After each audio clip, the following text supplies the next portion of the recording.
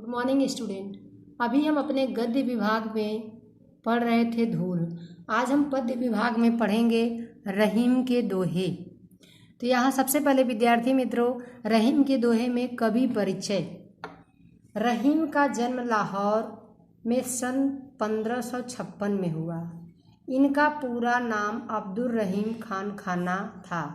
रहीम अरबी, फारसी, संस्कृत और हिंदी के अच्छे जानकार थे।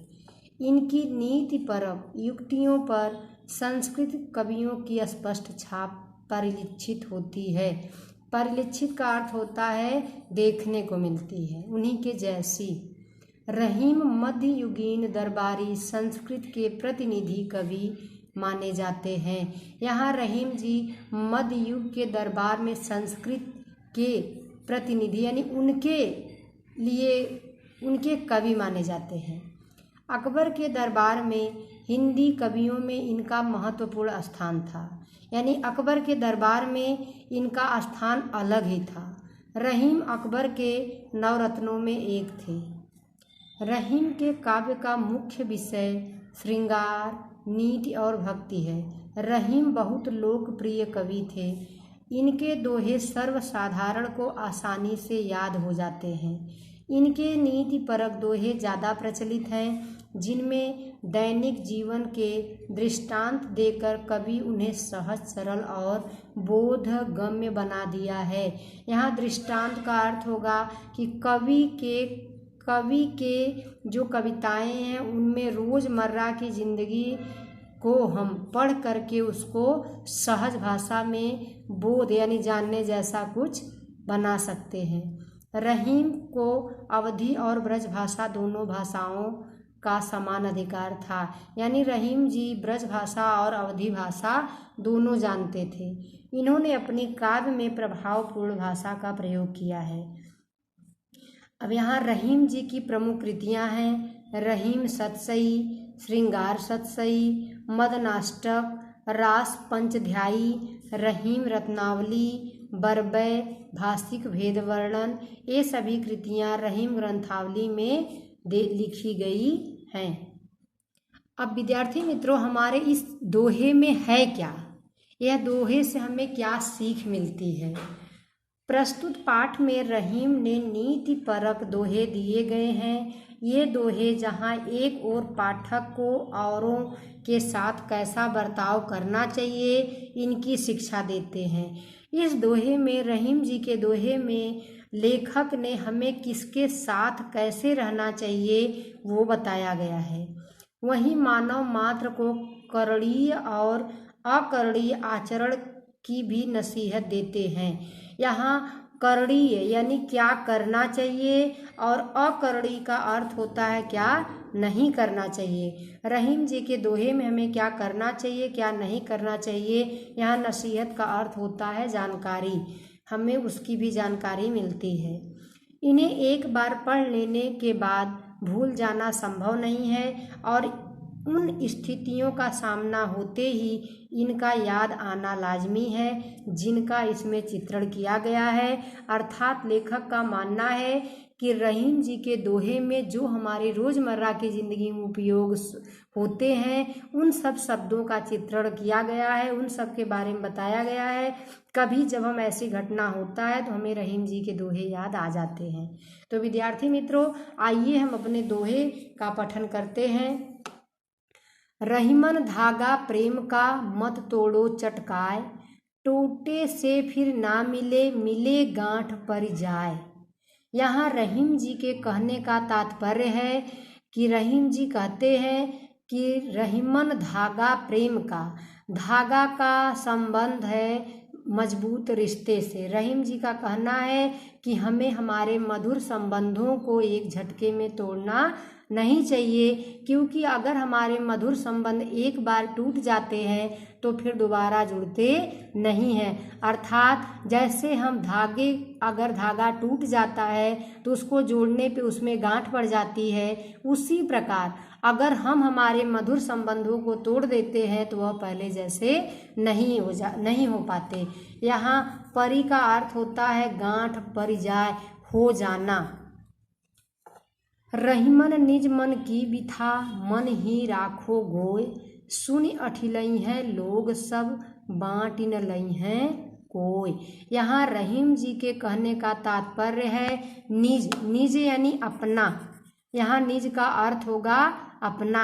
रहीम जी कहते हैं कि हमें अपने मन का दर्द, यहाँ बिथा का अर्थ होगा दर्द, हमें अपने मन का दर्द किसी से कहना नहीं चाहिए। मन ही राखो गोय, गोय का अर्थ होता है छिपा कर रखना।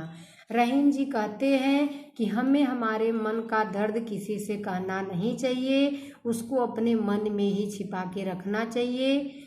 सुनि अठिलई हैं लोग सब, अठिलई हैं यानी इतराना, सुन यानी सुनना, सुनकर सभी लोग इतराएंगे।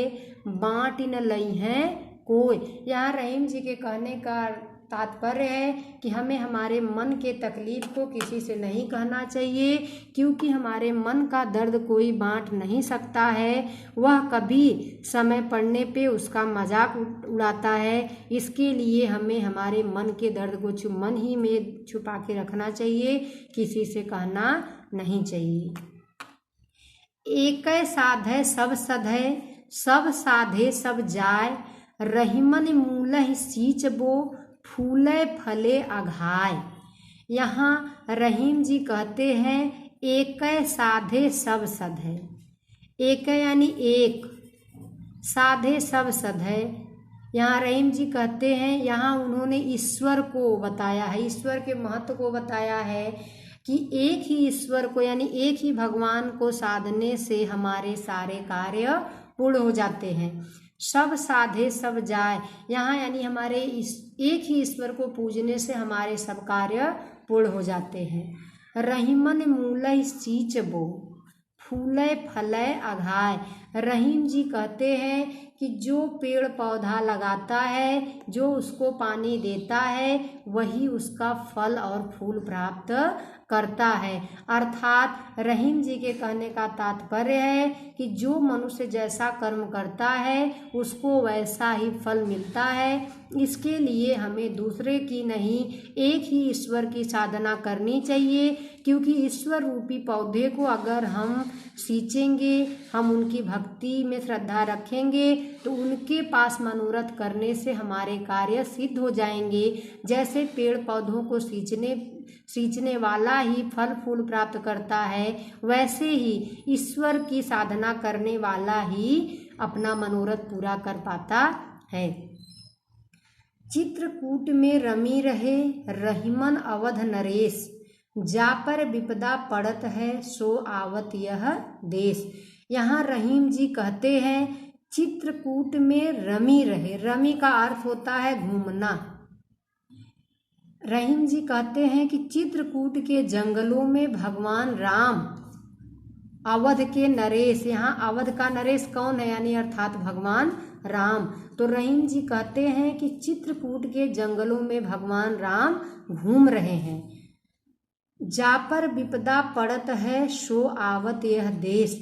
रहीम जी के कहने का तात्पर्य है कि भगवान राम जो विष्णु अवतार थे, वो मृत्यु लोक में यानी धरती पर आने के बाद उनको भी इतने तकलीफ मिले कि उनको जंगल में यहाँ वहाँ भटकना पड़ा। तो इन मनुष्य अवतार में कभी भी मनुष्य को अगर तकलीफ पड़े तो उसको मन से टूटना नहीं चाहिए। उसको हमेशा यह याद रखना चाहिए कि यह धरती हमारी मृत्यु लोक ऐसा है कि इस देश में जो भी आते हैं उनके ऊपर विपत्ति आती है। अर्थात जैसे भगवान राम को चित्रकूट के जंगलों में, वो विष्णु अवतार भगवान होने के बाद भी उनको पृथ्वी पर यहाँ वहाँ जंगलों में भटकना पड़ा, तो कभी भी मुसीबत के समय हमें घबराना नहीं चाहिए, हमें धैर्य से काम लेना चाहिए। दीर्घ दोहा अर्थ के, आखर थोरे आह। यहाँ दीर्घ दोहा अर्थ के, अर्थ यानी अर्थ, यहाँ इस दोहे का शब्द कम है। आखर थोरे आह, यहाँ इस दोहे, यहाँ अर्थ का होगा, शब्द का अर्थ होगा अर्थ, और आखर यानी शब्द। यहाँ इस दोहे का शब्द रहीम जी कहते हैं कि इस दोहे में शब्द कम हैं और अर्थ इसके बड़े हैं। ज्यों रहीम नट कुंडली सिमटी कूदी चढ़ी जाए, जिस पर भगवान की कृपा होती है वो उसका काम बहुत आसानी से पूरा हो जाता। अर्थात यहाँ कहने का रहीम जी के कहने का तात्पर्य है कि इन सब दोहों में, जितने भी हमारे रहीम जी के लिखे हुए दोहे हैं, दोहों में शब्द कम हैं, बाकी अर्थ उसके बड़े हैं। जो इन दोहों के अर्थ समझ जाता है यानी उसकी ज्ञान नामक कुंडली अच्छी हो जाती है। तो विद्यार्थी मित्रों, इसके बाद हम दूसरे अपने पाठ में पढ़ेंगे। धन्यवाद।